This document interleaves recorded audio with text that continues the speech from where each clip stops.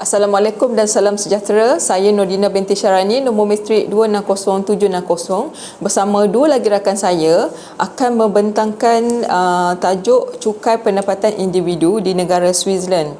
Okey, pertama sekali saya akan menerangkan berkenaan dengan latar belakang negara Switzerland. Switzerland merupakan negara Eropah Barat yang tidak berpantai, luasnya 41,285 km persegi dan diduduki oleh 7.5 juta orang. Terkenal dengan sejarahnya sebagai sebuah negara neutral tanpa mengira zaman perang atau damai dan tidak pernah terlibat dalam perang terhadap kuasa asing sejak tahun 1815. Seterusnya, walaupun bukan ahli kesatuan Eropah, terdapat pelbagai organisasi antarabangsa di Switzerland seperti Pertubuhan Perdagangan Dunia. Switzerland adalah antara negara terkaya di dunia yang mempunyai ekonomi pasaran yang sangat kuat. Pengangguran adalah rendah dan tenaga buruhnya sangat berkemahiran tinggi. Pertanian membentuk sebahagian kecil daripada ekonomi dan produk utama termasuklah bijirin, buah-buahan, sayur-sayuran, daging dan telur. Manakala bahan kimia, jentera, insurans dan perbankan merupakan antara industri terbesar di Switzerland. Seterusnya saya akan menerangkan berkenaan dengan definisi cukai. Cukai merupakan bayaran yang dikenakan terhadap rakyat atau pihak kena cukai dan pembayaran ini merupakan hasil kepada kerajaan. Dari segi perspektif ekonomi pula, cukai dapat didefinisikan sebagai sumber ekonomi yang wajib dipindahkan daripada sektor swasta kepada sektor awam. Seterusnya adalah tujuan cukai. Cukai yang telah dikutip kebiasaannya adalah untuk diagihkan semula kepada sebilangan rakyat dan digunakan bagi tujuan penyediaan perkhidmatan atau mengeluarkan beberapa barang. Seterusnya, peranan percukaian seperti sumber hasil kerajaan, agihan semula pendapatan, pertumbuhan ekonomi dan guna tenaga penuh. Prinsip percukaian salah satu ekonomi yang paling stabil di peringkat antarabangsa. Negara Switzerland juga sangat menitik beratkan keselamatan. Seterusnya, perdagangan dan industri merupakan kunci kepada kehidupan ekonomi Switzerland yang merupakan negara berkecuali. Pencapaian salah satu pendapatan per kapita di Switzerland adalah yang paling tinggi di dunia dengan bajet yang seimbang dan kadar pengangguran yang rendah serta sektor perkhidmatan juga memainkan peranan ekonomi yang penting. Assalamualaikum warahmatullahi wabarakatuh. Nama saya Juliana binti Ibrahim, nombor matrik 260618, akan menerangkan berkaitan klasifikasi cukai atau cukai pendapatan individu terdiri daripada 7 jenis cukai. Pertama, cukai pendapatan adalah bayaran tahunan yang dikenakan terhadap pendapatan syarikat dan pendapatan individu seperti upah, gaji, komisen dan pendapatan bukan gaji, dividen iaitu faedah, sewa pendapatan dari perdagangan.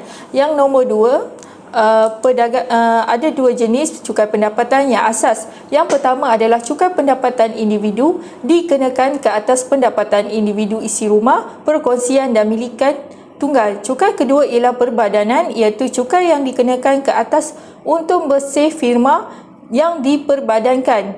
Okey, yang ketiga, bagi menentukan sama ada mereka perlu membayar cukai atau layak menerima rebate cukai, penyata cukai pendapatan secara tahunan haruslah diisytiharkan kerana undang-undang mewajibkan hal tersebut.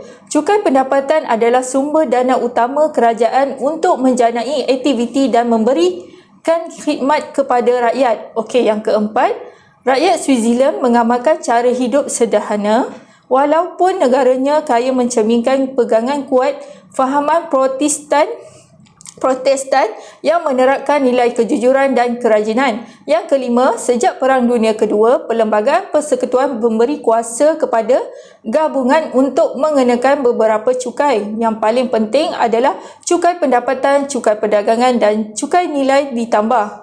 Okey, yang keenam, cukai Switzerland bukan antara yang tertinggi berdasarkan kepada piawaian antarabangsa. Walau bagaimanapun, terdapat perbezaan yang signifikan dalam cukai sempadannya. Nombor 7, Switzerland adalah negara unik di kalangan negara-negara berdaulat moden kerana kuasa untuk mengecualikan cukai-cukai ini adalah terhad dalam tempoh dan tahapnya. Okey, yang seterusnya terdapat 9 kadar cukai Switzerland. Yang pertama, perbelanjaan yang perlu ditanggung untuk mendapatkan pendapatan. Contoh, perbelanjaan profesional akan ditolak daripada pendapatan kasar. Yang kedua, kerajaan telah menyediakan beberapa jenis perbelanjaan yang boleh ditolak daripada pendapatan kasar atau pendapatan terlaras.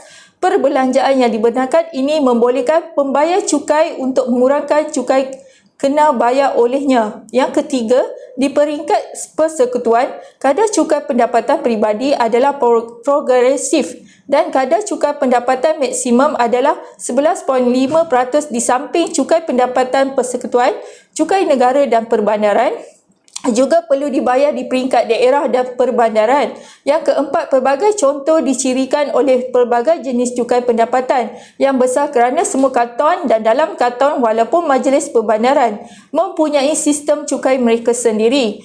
Itulah sebabnya pilihan kanton kediaman boleh mempunyai akibat fiskal yang ketara. Yang kelima, kadar cukai pendapatan individu adalah cukai yang dikutip dari individu dan dikenakan ke atas sumber pendapatan yang berbeza seperti buruh, pencen, faedah dan dividen. Penanda aras yang digunakan merujuk kepada kadar cukai marginal tertinggi untuk individu. Pendapatan daripada kadar cukai pendapatan individu adalah sumber pendapatan penting bagi kerajaan Switzerland. Okey, yang keenam, semua undang-undang cukai kantonal diperlukan untuk mematuhi prinsip umum seperti yang dinyatakan dalam Undang-Undang Harmonisasi Cukai Persekutuan, tetapi jumlah potongan dan kadar cukai adalah berdasarkan budi bicara kanton. Nombor 7, kebanyakan kanton cukai perkauman dikenakan sebagai peratusan cukai kantonal dan setiap komuna secara bebas menentukan sendiri kuota. Akibatnya beban cukai berbeza-beza bergantung kepada kanton dan komuna kediaman. Dari sudut pandangan pentadbiran, pihak berkuasa kantonal bertanggungjawab menguatkuasakan cukai pendapatan persekutuan, kantonal dan komuna untuk individu. Yang ke-8, penentuan kadar cukai adalah bergantung kepada taraf Maustautin seseorang individu atau syarikat. Taraf Maustautin bergantung kepada bilangan keberadaan seseorang individu bagi individu dan perusahaan serta kawalan bagi syarikat. Penentuan kadar cukai adalah bergantung kepada taraf Maustautin seseorang individu atau syarikat. Taraf Maustautin bergantung kepada bilangan keberadaan seseorang individu bagi individu dan pengurusan serta kawalan bagi syarikat. Okey, yang seterusnya, semua pemaustautin di Switzerland dikenakan cukai atas pendapatan dan kekayaan mereka di seluruh dunia, tidak termasuk pendapatan daripada aktiviti perniagaan dijalankan di luar negara, kekal asing pertubuhan dan harta tanah yang terletak di luar negeri, liability cukai. Hai, Assalamualaikum warahmatullahi wabarakatuh. Saya Muhammad Rizwan bin Saleh, nombor matrik 260660. Okey, saya akan menerangkan berkaitan impak cukai kepada kerajaan dan masyarakat di Switzerland. Cukai pendapatan merupakan salah satu sumber pendapatan negara. Kutipan cukai digunakan untuk membiayai projek-projek pembangunan awam seperti sekolah, universiti, hospital, klinik, jalan raya, lapangan terbang dan sebagainya. Ini amat memberi manfaat kepada rakyat. Cukai pendapatan tinggi boleh membolehkan pengagihan semula pendapatan dalam masyarakat, tetapi mungkin memberi kesan kepada mengurangkan insentif untuk bekerja dan membekalkan tenaga kerja. Cukai boleh memberi kesan kepada banyak aspek ekonomi termasuk bekalan dan produktiviti buruh, perkembangan ekonomi, kadar inflasi, pengeluaran dan penggunaan barangan, penyimpanan kadar penggunaan, pembahagian pendapatan, pengagihan sumber, tahap pembelanjaan kerajaan, kesan cukai langsung. Cukai hadiah dan warisan tidak termasuk dalam sistem perbajakan yang bermakna bahawa pemegang fiskal membenarkan pemegang tertakluk kepada kedua-duanya. New Zealand tidak mengenakan cukai warisan dan hadiah di peringkat persekutuan. Sebaiknya, Caton meminjam warisan dan cukai hadiah yang membayangkan bahawa terdapat 26 pusaka yang berbeza dan rezim cukai hadiah. Okey, sebagai contoh, Canton Swiss tidak mengenakan sebarang warisan atau cukai hadiah. Banyak kanton tidak menafikan cukai warisan antara pasangan atau antara ibu bapa dan anak-anak, atau dikenakan hanya cukai yang sangat sederhana kurang dari 10% untuk keturunan. Kadar cukai tertinggi dikenakan kepada hadiah dan warisan di antara orang yang tidak berkaitan. Dalam kes sedemikian, kadar cukai yang dikenakan boleh meningkat sehingga 50% atau lebih tinggi. Okey, di sini saya akan membuat kesimpulan daripada keseluruhannya.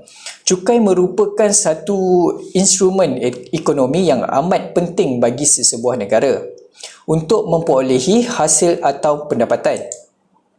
Okey, cukai pendapatan seseorang ditafsir dengan mengambil kira jumlah pendapatan yang diterima oleh individu dan ciri-ciri individu itu sendiri. Ciri-ciri individu inilah yang akan menentukan bentuk-bentuk pelepasan yang akan diperolehi oleh seseorang individu dalam mengurangkan jumlah cukai yang perlu dibayar. Ini juga boleh dianggap sebagai satu bentuk perbelanjaan cukai bagi kerajaan dan mengelakkan cukai kepada individu berkenaan. Okey, sekian saja daripada kumpulan kami. Sekian, terima kasih.